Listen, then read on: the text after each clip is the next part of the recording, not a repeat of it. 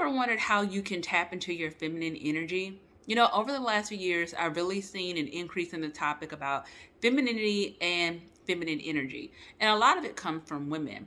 But, some people don't necessarily think that's a negative. They think it's forcing them to be something else, take away their independence, changing them from who they are. And everything that may be perceived negative is because I think it looks different for all of us. So when I think about myself and over the last 2.5 years, really focusing on healing, self-love, self-care, setting boundaries, I've naturally tapped into a softer side of myself. And what does that look like? Well, I can tell you, when it comes to interacting with others, at some point I would be a little bit, I can be sarcastic. And in the past, a younger Jessica can be a little snappy or probably more of an aggressive approach when it comes to responding versus really listening to others. And what I've noticed is it's become a lot more softer. I've given more grace. And I'm not saying people are walking over me, but understanding when it's appropriate to respond. I don't have to respond to everything. And that comes with part of boundaries and really tapping into your inner self. But that's just the softer side of me that I realize. Everything doesn't require a response. I'm more open to giving grace. I'm more grateful for what I have, and I don't let a lot of people really bother me. So when I think of femininity, it's not just pink and florals and, flowers, which I love all of those things. And I intentionally have incorporated a lot more softer colors in my life just in general. But it's really, really tapping into yourself and understanding if you're a person who, you get a lot of feedback that you're angry, tapping into that. Why are you angry? And if you haven't accepted, why is there a perception that you're angry? Why is there a perception that you're combative? If you've heard specifically from someone, you should be more feminine. And a friend of mine shared this, that their partner said that they would like to see them be more feminine. What does that look like? And maybe it is a reflection of, when you think about women, specifically Black women, I'm speaking from my own experiences, we are raised to be more masculine. We're raised to be successful, the careers, to take care of ourselves, to really, really make sure that we're okay. And naturally, we take on the responsibility of making sure others are okay, right? So you become like this superwoman.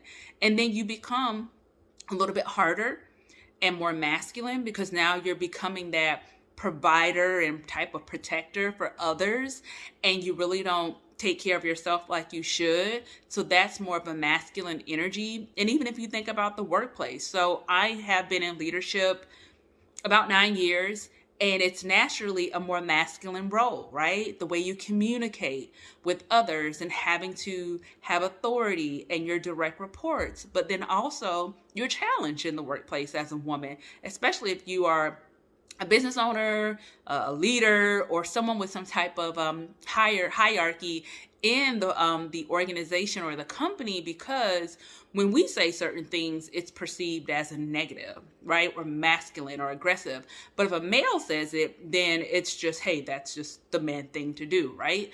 But for me, what I realized over the last 2.5 years, there's a lot of things that I can do that are just very simple to be more feminine in the workplace, because I don't want to come home and bring that same energy with me, right? I have leaders who report to me, and they have their teams. And one thing that I intentionally do is I delegate more.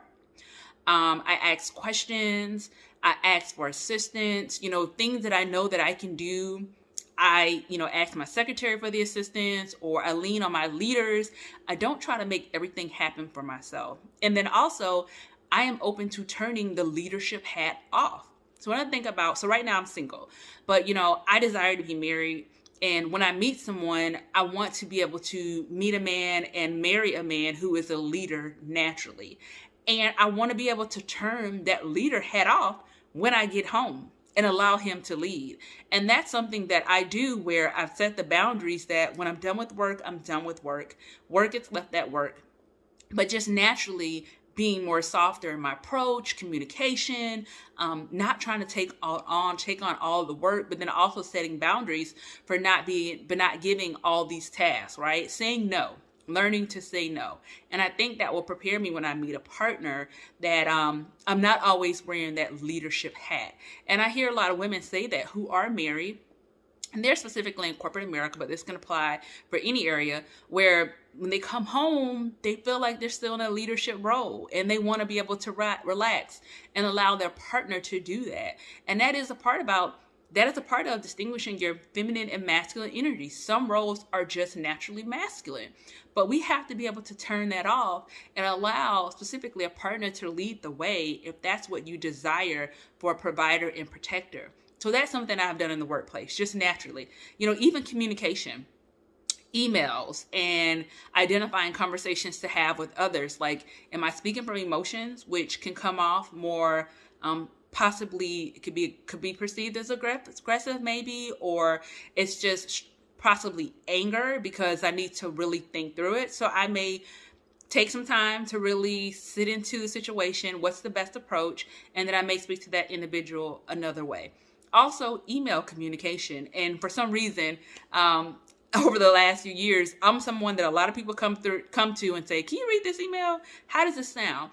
And that's with them working outside of work. And one thing I try to do is really, really be mindful of my tone through email, because it's not that I'm trying to please the other person, but it's the energy that I want to give off, right? I'm not trying to put off any negative energy. I can get my point across without putting out any negative energy or masculine energy in a tone of an email, when I can kind of embrace my femininity and stay on the softer side, but still get my point across. Thinking about colors and florals. So one thing I was very intentional about when I moved into my home, and I had an interior designer help me with my bedroom, is I wanted to be soft, feminine, relaxing, and peaceful. And most of the room is pink. It's pink and gold. And like a champagne color, and it's different variations of gold. And even though it's pink, I wanted it to be soft where I can feel relaxing. And when I go into that space, that's what I feel. So even when I do wear florals, and I incorporated more this summer, specifically on my Italy trip, because I just wanted to feel a little bit softer. And that's the approach that I wanted. But it's so much more than that. It's just how we communicate, understanding why we communicate the way we do. I do feel that at some point in my life that I probably communicated with that aggressive approach because there was something internally going on with me, especially thinking about maybe some past situations and interactions, whether that's with family and friends. And as I've worked through therapy, I realized that a lot of those things, it doesn't bother me and it's not important to me. Therefore, I don't need to react in that way. So when you think about feminine energy, don't think of it as that it's a feminist movement and you have to wear pink and you have to buy flowers and you have to do this. It's really, really understanding the softer side of you. And sometimes that does include self-care daily. That includes going to get your nails done and getting a pedicure and a massage and putting yourself in a position where you're not overworking yourself and you're exhausted and you're resting well and you're drinking your water and you're taking care of your body, or at least working towards that. It's really a lifestyle. And I don't want women to perceive it as negative, because it's not. And that's something I've learned personally. Even when I was talking with my friend, they were talking about their partner saying they wanted to be more feminine. So it was just asking the simple things of, well, what do you do? Like, do you get your nails done? Do you take care of yourself on this, and that? And the person did not. And a lot of it is really pouring into yourself and putting yourself first and knowing that you are beautiful and worthy, and you're filling yourself with daily affirmations and self-love affirmations. And health and wellness is important to you. And the line between masculine energy and feminine energy is reality. We have a combination of both. But do you know how to turn it off and really, really sit back and embrace your feminine energy? And if you don't know how to, think about what that looks like for yourself. What does femininity mean to you?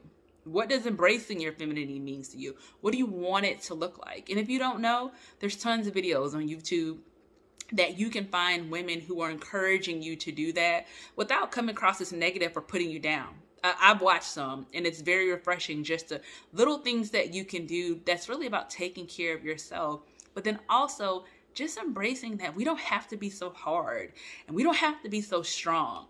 We can be soft and delicate. You know, one thing during my IVF process when I froze my eggs is I had to go up and down the stairs. I have 3 flights of stairs. I have 3 stories, so going up 2 different flights of stairs. And at one point, I had to go up and down very slowly. And it helped me understand how delicate my body is. And I was like, you know what? This is a part of that softer side. Like, take care of yourself, Jessica. Realize how delicate you are. You're this strong person and you got to lift and bring up all these things up the stairs at one time. Realize that you are a delicate flower and you want to treat yourself as such. We sometimes get conditioned to having to prove a point or to be so strong because that's all our parents knew, especially if you were raised in a house with a single mother, and they instilled that in you. But one thing you can do is you can change that. It doesn't have to be the same for you, and you can still be very successful, but then also tap and embrace a softer side of yourself.